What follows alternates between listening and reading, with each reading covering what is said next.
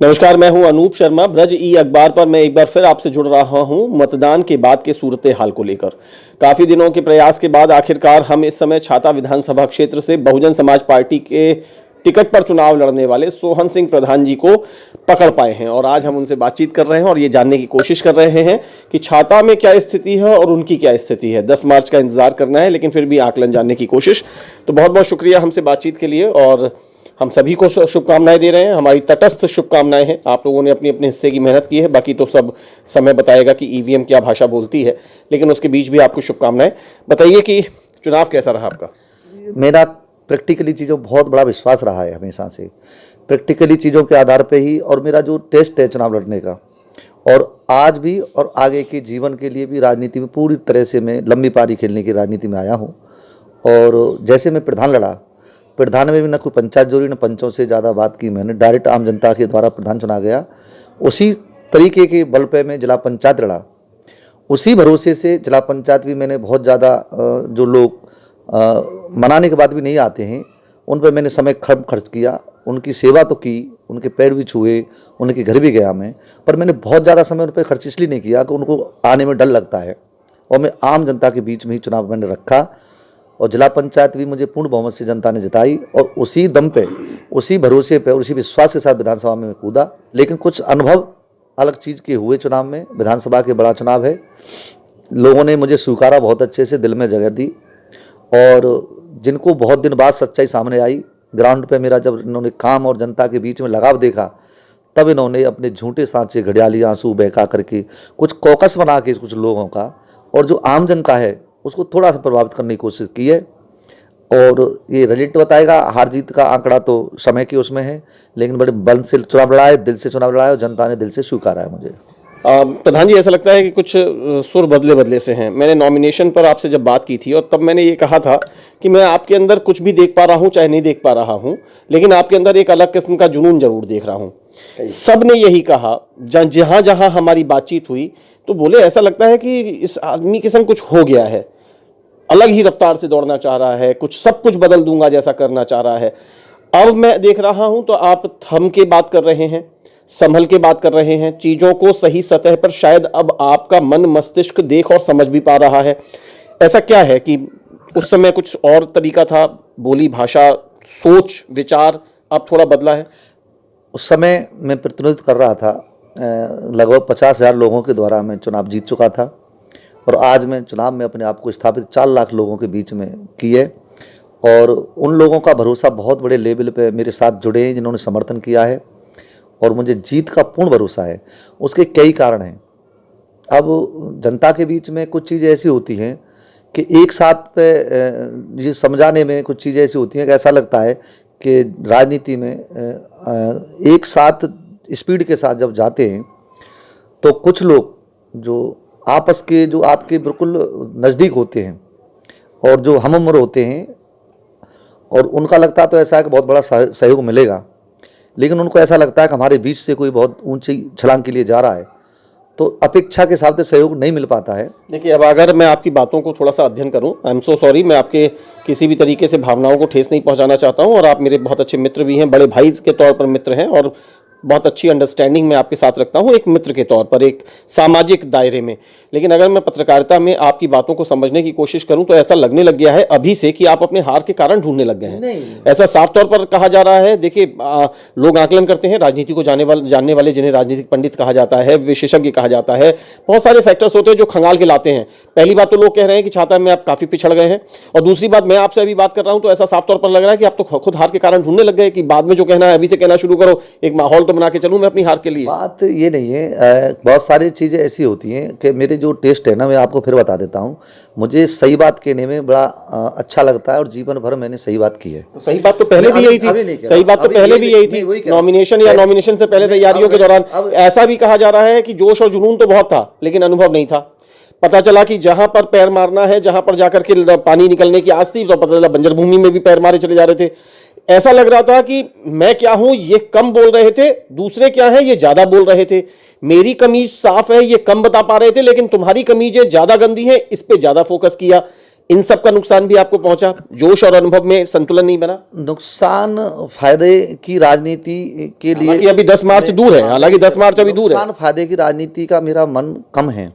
ये तो सच्चाई है कि चुनाव जीतने के लिए मैं लड़ा और मेरे पास जितनी ताकत और पसीना था और जो भी मेरे पास जो भी थी पूरी लगाई मैंने, और इस बात को पूरी जनता स्वीकार कर रही है। और रही बात उसकी, मैं वही बताना चाह रहा था कि आज जो चुनाव का माहौल जो आपको लगा है, इनका आकलन कर रहे हैं, इनकी जो पिछले इनकी राजनीतिक इनकी कद और उनका जो पिछला ट्रैक रिकॉर्ड है, जो पिछला ट्रैक रिकॉर्ड पे इनको आकलन कर रही है जनता, जो बाहर से आप लोगों को जो खबरें मिल रही हैं। लेकिन ये सच्चाई है कि जो चुनाव में जब इनको हकीकत दिखाई दी, ग्राउंड पे मेरा जो जनता के साथ लगाव दिखाई दिया, तो ये जनता के बीच में झूठी सांचे घड़ियाली आंसू बहाकर के, हालांकि ये तो आपका परसेप्शन है कि झूठ सच घड़ियाली आंसू, उनके दृष्टिकोण से तो उनके लिए एक राजनीतिक समर है। जब सियासत की बिसात बिछी है तो वहां शतरंज के सब मोहरे चले जाएंगे, सब चले जाएंगे, मैं सहमत हूं। तो मैं वही कहना चाह रहा हूं, लेकिन वो जनता उनके जाल में नहीं फंसी और जो जिसमें अभी भी आश्वस्त हैं 100%। मैं आपके इस भरोसे का, आपके इस कॉन्फिडेंस का बहुत सम्मान करता हूं, लेकिन कहा तो ये जा रहा है सर, पहली तरफ कहा जा रहा है कि जोश और अनुभव का संतुलन नहीं बना, दूसरी तरफ ये भी कहा जा रहा है कि खुद हमें तो अपनों ने लूटा, गैरों में कहां दम था। आपकी पार्टी का आपको जरा भी सपोर्ट नहीं मिला।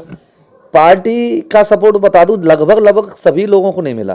पार्टी तो मैंने देखा है, जब अनुभव की मैं सच्चाई के साथ गए क्यों थे, ऐसी पार्टी का चयन क्यों किया था? इससे पहले तो आप किसी राजनीतिक उसमें पार्टी का नहीं कह रहा, सब पार्टियों में जो लोग हैं, जो टिकट नहीं मिलती है, लोग टिकट मांगते हैं, वो हमेशा विरोध करते हैं, चाहे भारतीय जनता पार्टी हो, चाहे सपा हो। मैंने देखा है सपा के लोगों में, उनको भी समर्थन जिनसे नहीं मिलना था।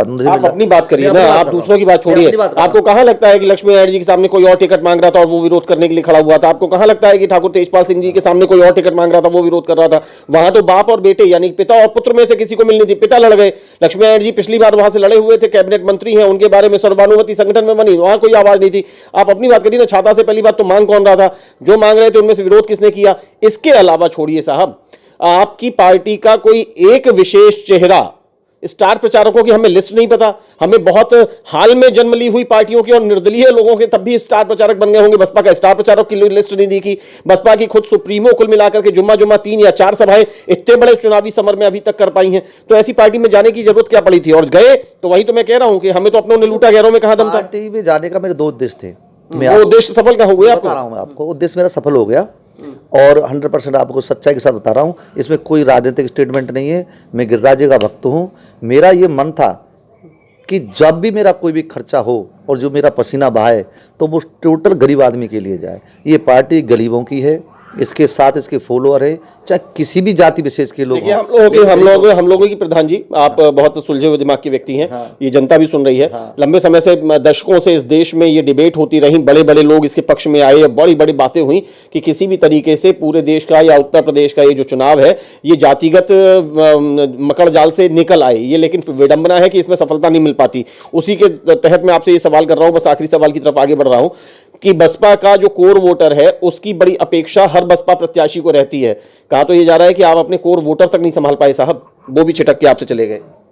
सवाल ये छिटकने की बात तो रिजल्ट खुलने के बाद ही आप कह सकते हैं। जनता का सवाल है, जनता तमाम बात करती है। आज एक भी जगह तस्वीर साफ नहीं कह सकती कौन चुनाव जीतेगा, कौन हारेगा, क्यों? अब की बार हर 5 साल में विचारधाराएं और राजनीति का तरीका बदलता है। अब की बार ऐसा हुआ, एक ही परिवार के लोगों ने 3 जगह वोट दिया है, 4 जगह वोट दिया है, एक ही परिवार के लोगों ने। तो ये चीज़ें तो बिल्कुल खत्म हो गई। आप ये नहीं कह सकते कि किसको कितने किस जाति का वोट मिला है। मैं आपको फैक्ट बता रहा हूं, एक ही परिवार के लोगों ने 4 जगह वोट दिया है। चलिए, ये सब अपने दिल को समझाने के लिए आप न जाने कितने अपने रास्ते निकाल लीजिए, हमारी फिर भी शुभकामनाएं आपके साथ हैं। एक अकेली बात और बता दीजिए कि आप मानते हैं कि इस चुनाव का परिणाम भले ही इधर की तरफ आए या उधर की तरफ, लेकिन ये चुनाव आपकी आगे की एक नई राजनीतिक यात्रा, नई राजनीतिक पारी को गति दे जाएगा? देखिए, मुझे पूर्ण भरोसा है शर्मा जी, आप मुझसे प्यार करते हैं और आप अच्छे लोगों के मान लीजिए या आपका ये रहता है सच्चाई सामने आए, आप मुझसे जरूर 10 तारीख को मिलेंगे, मुझे पूर्ण भरोसा है। और आपको वादना, आपको सच्चाई सामने आएगी। हम चुनाव 100% जीतने जा रहे हैं। हमारे साथ गरीब जनता बूम के साथ जुड़ी हुई है। इनके साथ जो जुड़ाव बना है, एक नकली ढकोसला बनाया है, वो गुब्बारा खत्म हो गया है। मैं आपको बता रहा हूँ, उस दिन समय पर जाएगा, आपको 10 तारीख के दिन। चलिए, फिर से बहुत बहुत शुक्रिया हमसे बातचीत के लिए, बहुत बहुत शुभकामनाएं आपको। तो इस प्रकार आपने देखा हमारे साथ रहे बहुजन समाज पार्टी के छाता विधानसभा क्षेत्र के प्रत्याशी सोहन सिंह प्रधान। प्रधानी का चुनाव जीतते हैं, जिला पंचायत का चुनाव जीतते हैं, जोश में भर जाते हैं, जुनून में भर जाते हैं, एक अलग किस्म की इंटेंसिटी उनके अंदर नजर आती है और वो दौड़ पड़ते हैं कि अब मैं विधानसभा भी लड़के दिखाऊंगा। जिला पंचायत चुनाव के दौरान ही उनका बहुजन समाज पार्टी में कुछ इस प्रकार का वैचारिक समानता सी मिलती चली जाती है कि उन्हें बसपा की टिकट भी मिल जाती है। बसपा की टिकट लेकर के फिर जब वो प्रचार शुरू करते हैं तो लोग कहते हैं कि बहुत तेजी से दौड़ता हुआ एक प्रत्याशी, अब की बार एक नया किस्म का प्रत्याशी नजर आ रहा है। लेकिन जब चुनाव नामांकन के बाद असली चुनाव का जब दौर शुरू हुआ तो लोगों ने ये कहा कि यहाँ जुनून में और अनुभव में संतुलन नजर नहीं आ रहा, और धीरे धीरे करके चुनाव वोट पड़ने के बाद लोग ये भी कहते हुए सुने गए हैं, जिन लोगों ने चीज़ों को थोड़ा नज़दीक से जाके देखा है, तो ऐसे चाहे हमारे पत्रकार बंधु हों, कुछ और राजनीति के जानकार हों या शुभचिंतक या मित्र हों, उनका अब ये कहना है कि छाता विधानसभा क्षेत्र में इस विधानसभा चुनाव की पूरी लड़ाई कैबिनेट मंत्री चौधरी लक्ष्मी नारायण और पूर्व मंत्री ठाकुर तेजपाल सिंह यानी भाजपा प्रत्याशी चौधरी लक्ष्मी नारायण और सपा रालोद गठबंधन प्रत्याशी ठाकुर तेजपाल सिंह के बीच सिमट गई है, और ऐसे में बसपा प्रत्याशी सोहन सिंह प्रधान बहुत पीछे छूट गए हैं। इस सब के बावजूद वो अपने भरोसे को अपने साथ रखे हुए हैं। इतना जरूर है कि जो तेवर, जो जोश, जो जज्बा नामांकन या नामांकन के बाद उनका नजर आता था, तो वोट पड़ जाने के बाद उसमें कहीं ना कहीं थोड़ी सी स्थिरता या ठहराव नजर आ रहा है, लेकिन फिर भी वो आशान्वित है। उम्मीद करिए, इंतजार करिए। मथुरा में 5 विधानसभाएं हैं, इनमें से 5 में से सभी पर अच्छा मुकाबला देखने की उम्मीद की जा रही है, लेकिन छाता विधानसभा विशेष रूप से माना जा रहा है कि वहाँ एक बहुत रोचक संघर्ष देखने को मिलेगा, और उसमें देखते हैं कि सोहन सिंह प्रधान आखिर नजर कहाँ आते हैं, वो किस पायदान पर खड़े होते हैं। ये थी हमारी खास बातचीत छाता विधानसभा क्षेत्र के प्रत्याशी, बसपा प्रत्याशी सोहन सिंह प्रधान से। इसी प्रकार की खबरों को देखने के लिए हमारे साथ जुड़े रहिए। मेरी फिर से रिक्वेस्ट है कि अगर आपने ब्रज ई अखबार हमारा यूट्यूब चैनल सब्सक्राइब ना किया हो तो जरूर कर लीजिए। मुझे मेरे साथी सुनील चोपड़ा के साथ इजाजत दीजिए। नमस्कार।